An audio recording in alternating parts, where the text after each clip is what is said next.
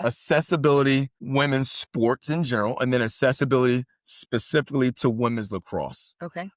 What are here, we'll just use that word. What are the barriers again with that? Is it funding? Is it awareness?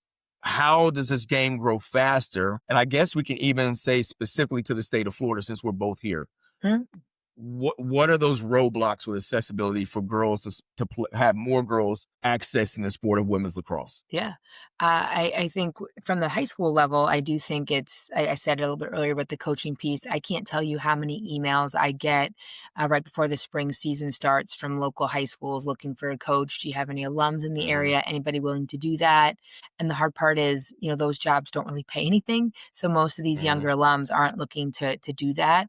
So I think, again, that just is a snowball of there's no coaching at the high school level. And if there is, it's somebody's parent who has to step in to do it just so the season can happen, and they're not Hmm. necessarily developing it. So that's for sure a barrier. And I think that's both just funding as well as just not necessarily developing a feeder system.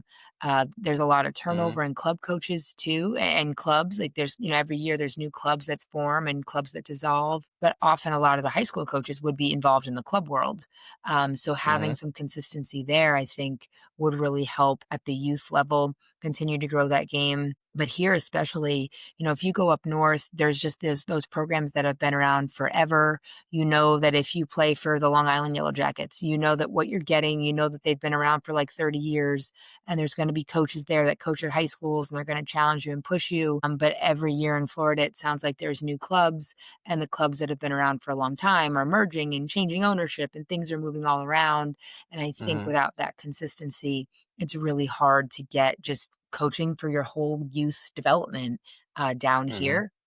And then I think at the college level, funding's always going to be something that we're battling. But I think Okay. that's not unique to women's lacrosse. I think that's just all sports in college. We're entering a whole new era on the D1 side with, NIL and the roster caps now and opting in and opting out and revenue sharing. So I think that they'll probably have some challenges too with needing to fundraise to recoup some of those costs.